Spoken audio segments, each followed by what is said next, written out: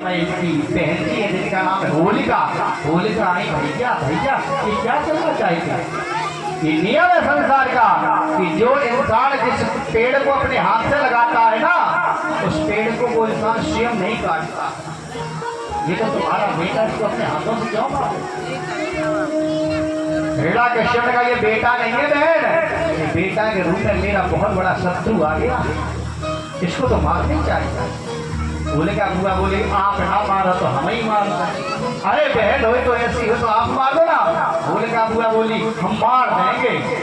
हिरण्यकश्यप बोला कैसे मार दोगी?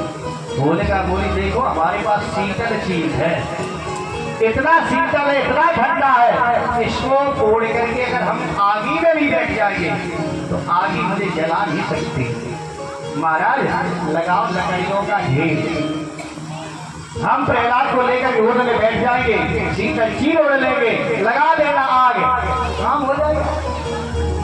लकड़ियों का ढेर लगना शुरू, लकड़ियों का ढेर लगना शुरू। इतना विशाल ढेर लग रहा है कि माघ की पूर्णिमा से शुरू हो गया ढेर लगना। धीरे धीरे फाल्गुन की पूर्णिमा आने वाली है, काम बराबर चल रहा है, विशाल ढेर हो गया। आज होलिका बुआ ने शीतल चीर ओढ़ा है, भगवान के भक्त प्रहलाद को गोद में लिया है और विशाल ढेर पर जैसे ही पहुंची बोली लगा दो आग। हिरण्यकश्यप ने जैसे नीचे से आग लगवाई है महाराज, देहि अवसर हरि प्रेरित चले मरुत नंचासो। भगवान की ऐसी कृपा है, उसी समय पर 49 कमल घूम घूम कर ये चले हैं, ऐसे चले हैं कि जो शीतल चीर ओढ़ करके होलिका बैठी थी उसके शरीर से वो निकल करके प्रहलाद के शरीर में लिपट जाता है और होलिका बुआ जल करके भस्म।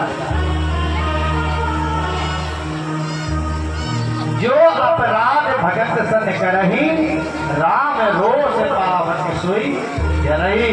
बताओ भगवान के भक्त को जलाना चाहती थी, भगवान की क्रोध अग्नि में जल करके होलिका को स्वयं नष्ट होना पड़ा। अब तो हिरण्यकश्यप ने जैसे देखा मेरी एक ही बहन थी उसको भी इसने मार दिया, अब इसको हम स्वयं मारेंगे।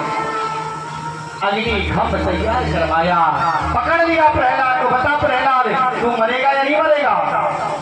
प्रहलाद बोले ना। बोले क्यों? प्रहलाद जी बोले हम नहीं मरेंगे। क्यों नहीं मरोगे? अविनाशी की गोद में मरा न मारा जाए।